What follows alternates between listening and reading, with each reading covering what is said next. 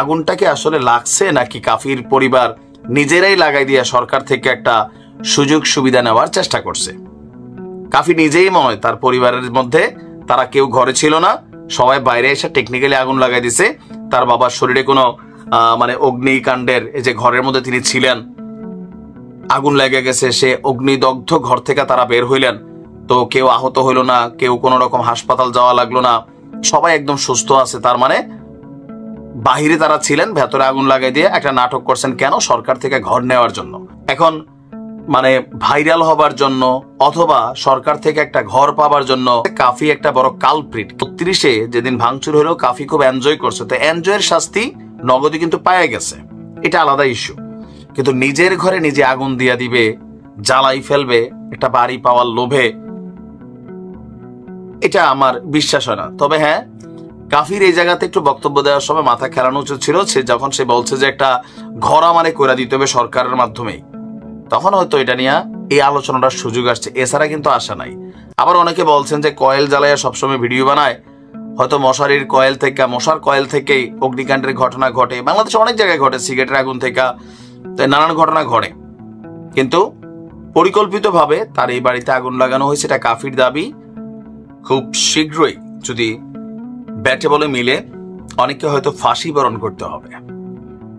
শুধুমাত্র ইন্টারিম গভর্নমেন্টের সময় না, এই সরকারের পরে যদি কোনো সরকার আসে, বিএনপি অথবা সামহাও যারাই আসেন, তারা কঠিন বিচার করবেন। কারণ কি, ইন্টারন্যাশনালি যেই সংগঠন আছে জাতিসংঘ আজকে যেই তদন্ত প্রতিবেদন প্রকাশ করছে, এই তদন্ত প্রতিবেদনটা ওয়ার্ল্ড ওয়াইড একটা ভ্যালু রাখে।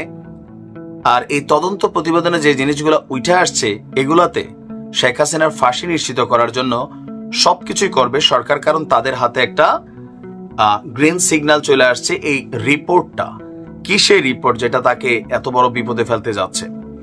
দর্শক, আজকে human rights violation and abuses related to the প্রোটেস্টস of July and August 2024 in Bangladesh, এই প্রতিবেদনটা প্রকাশ করেছে জাতিসংঘ।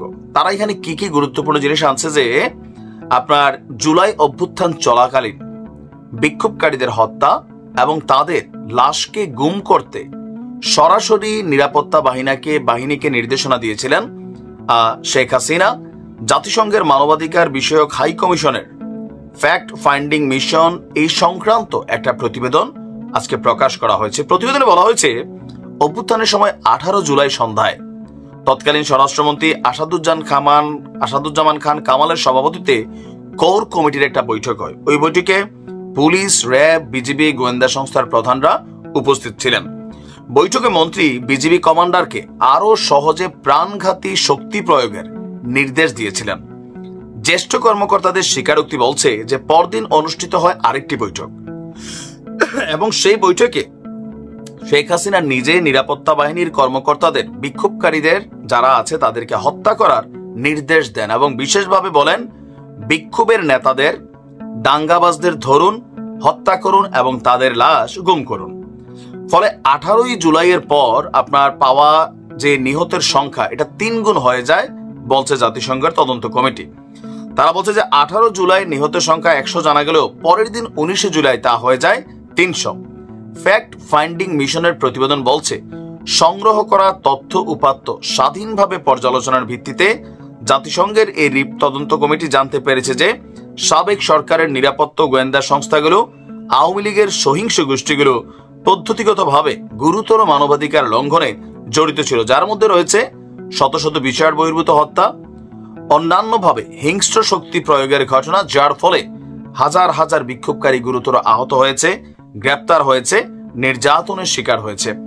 প্রতিবেদনে আরো বলা হয়েছে, এই ধরনের গুরুতর মানবাধিকার লঙ্ঘনগুলো আন্তর্জাতিক অপরাধ আইনের দৃষ্টিকোণ থেকে উদ্বেগের সৃষ্টি করে। সুতরাং এগুলোর আরো তদন্ত হওয়া দরকার, যাতে মানবতা বিরোধী অপরাধ এবং নির্যাতনের ঘটনা কতটুকু ঘটেছে সেটির মাত্রাটা নির্ধারণ করা যায়। একই সঙ্গে বাংলাদেশের নিজস্ব আইনেও গুরুতর এসব অপরাধের মাত্রা নির্ধারণ করা হবে। বুঝতেই পারছেন, এমনি সরকার বসেছিল যে আওয়ামী লীগের বিচারটা কোন অ্যাঙ্গেল থেকে করবে। পলিটিক্যালি একটা ইস্যু তো আছেই, সরকারের নানান চিন্তা ভাবনা। বাট জাতিসংঘের এই রিপোর্টটা এই রিপোর্ট নিয়ে ধরেন যদি এখন ইউনূস সরকার কোন একটা রিপোর্ট করত বা বর্তমানে পুলিশ করত অথবা আমাদের গোয়েন্দা সংস্থারা করত, এইটা নিয়ে আলোচনা সমালোচনা অনেক রকম তৈরি হইতো। এখন ইউনূস সরকার যেটা করছেন, ক্ষমতায় আসার পরেই জাতিসংঘের এই তদন্ত কমিটিকে কিন্তু দাওয়াত দিছিলেন। তারা বাংলাদেশে দীর্ঘদিন থাকছেন, খাইছেন, এগুলার অবজারভেশন করছেন, তথ্যপত্র ডাটা কালেকশন করে ফাইনালি ইন্টারন্যাশনালি এই রিপোর্টটাকে প্রকাশ করেছেন। তো ফাইনালি ইন্টারন্যাশনালি যখন এই রিপোর্টটা প্রকাশিত হয়েছে, বাংলাদেশের 1000 মিডিয়া যদি একটা কথা বলে এটা যতটুকু ভ্যালু হয় না, তাদের রিপোর্টার ওই ভ্যালুটা আছে। শেখ হাসিনার জন্য খুবই দুর্দিন আরো আসতে যাচ্ছে। ইভেন এখানে শুধুমাত্র শেখ হাসিনা না, আওয়ামী লীগের ঊর্ধ্বতন অনেক নেতা, সরকারের অনেক কর্মকর্তারা এই ঘটনায় কিন্তু আসামি হতে যাচ্ছেন। ইভেন আইনের মুখোমুখি হবেন। সরকারে যেই থাকুক, ইউনূস সরকারের পর যারাই আসুক, তারাও কিন্তু এই আইনটারে ব্যবহার করবে, কারণ ইন্টারন্যাশনালি একটা রিপোর্ট এটা। আইন শৃঙ্খলা পরিস্থিতি অনেকটা ব্যাগতিক অবস্থায় আছে, এটা অস্বীকার করার কোনো সুযোগ নেই। 5ই আগস্টের আগে যুক্তরাজ্য সরকার বাংলাদেশে একটা বড় ধরনের ঘটনা ঘটতে পারে একটা সতর্ক বার্তা দিয়েছিল, নিশ্চয়ই আপনাদের অনেকেরই খেয়াল আছে। এরপরে কিন্তু জুলাই অভ্যুত্থান ঘটে গেল। সেই যুক্তরাজ্যের সরকার এবার ইউনূস সরকারের আমলে আগামী কয়েকদিনের মধ্যে আরো একটা বড় ধরনের দুর্ঘটনা ঘটতে যাচ্ছে। একটা বড় সড়ো হামলার ঘটনা ঘটতে পারে বাংলাদেশে, এমনই সতর্ক বার্তা জারি করেছে। বাংলাদেশে সন্ত্রাসী হামলার আশঙ্কা প্রকাশ করে সতর্কতা জারি করেছে যুক্তরাজ্য সরকার। দেশটি বাংলাদেশে অবস্থানরত এবং আগত ব্রিটিশ নাগরিকদেরকেও সতর্ক থাকার পরামর্শ দিয়েছে। ব্রিটিশ সরকারের মতে বাংলাদেশে ব্রিটিশ নাগরিক এবং যুক্তরাজ্যের স্বার্থ সংশ্লিষ্ট যে স্থাপনাগুলো আছে সেখানে বড় ধরনের একটা হামলার ঘটনা ঘটতে পারে। যুক্তরাজ্য সরকার বলছে যে গত জুলাই আগস্ট মাসে বাংলাদেশে ব্যাপক সহিংসতার ঘটনা ঘটেছে, যেখানে অনেকে প্রাণ হারিয়েছেন। সেই অস্থির পরিস্থিতির রেশ এখনো রয়ে গেছে, যা যুক্তরাজ্যকে তাদের নাগরিকদের জন্য বিশেষ সতর্কবার্তা দিতে বাধ্য করেছে। ব্রিটিশ সরকারের প্রকাশিত বিবৃতিতে বলা হয়েছে, বাংলাদেশে বিক্ষোভ, ধর্মঘট, রাজনৈতিক অস্থিরতার সময়ে সহিংসতা, অগ্নিসংযোগ এবং ভাঙচুরের ঘটনা ঘটতে পারে, যা প্রাণহানির কারণ হতে পারে। বিশেষ করে গণপরিবহন ব্যবস্থায় হামলার বড় ধরনের আশঙ্কা আছে উল্লেখ করেছে যুক্তরাজ্য। এছাড়া জনসমাগমপূর্ণ এলাকা, ধর্মীয় উপাসনালয়, রাজনৈতিক সমাবেশ এবং বিদেশিদের উপস্থিতি রয়েছে এমন স্থানগুলোতেও সন্ত্রাসী হামলার ঝুঁকিটা বেশি আছে, সতর্কবার্তায় বলা হয়েছে। এছাড়া অপরাধ এবং ব্যক্তিগত নিরাপত্তা প্রসঙ্গে যুক্তরাজ্য সরকার বলছে, বাংলাদেশে বিশেষ করে রাজধানী ঢাকা এবং অন্যান্য বড় শহরগুলোতে অপরাধের মাত্রা বেশি। ব্রিটিশ নাগরিকদের মোটরসাইকেল আরোহী ছিনতাইকারীদের ব্যাপারে বিশেষভাবে সতর্ক থাকতে বলা হয়েছে। ব্রিটিশ সরকারের মতে সাম্প্রতিক বছরগুলোতে বাংলাদেশের নিরাপত্তা বাহিনীর কঠোর পদক্ষেপের ফলে সন্ত্রাসী হামলার সংখ্যা কমে গিয়েছিল। এটা কখন? আওয়ামী লীগের আমলে, শেখ হাসিনার আমলে। তবে জুলাই আগস্ট মাসের অভ্যুত্থানের পর নিরাপত্তা ব্যবস্থাতে বিশৃঙ্খলা দেখা দিয়েছে, যা বড় ধরনের হামলার ঝুঁকি বাড়াতে পারে।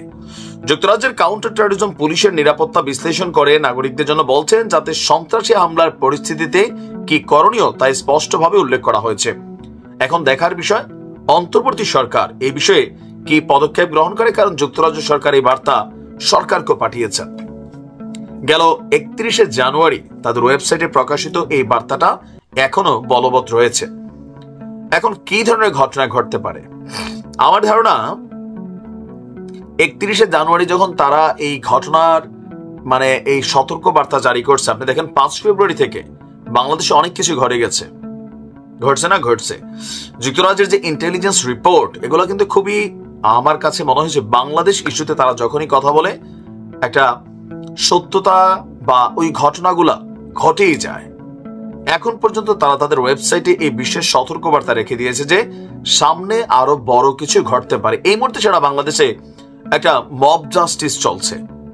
আমার যেই মতটা পছন্দ না, আমার যেটা ভালো লাগে না, হোক সেটা মাজার, হোক সেটা কোনো একটা প্রকাশনীর বই, হোক সেটা কোনো ব্যক্তি বিশেষ, যেখানে একদল উন্মাদ জনতা ঝাঁপাইয়া পড়ছি, এটাই বেসিক্যালি ফ্যাসিবাদ। ফ্যাসিবাদের মূল সংজ্ঞা কি?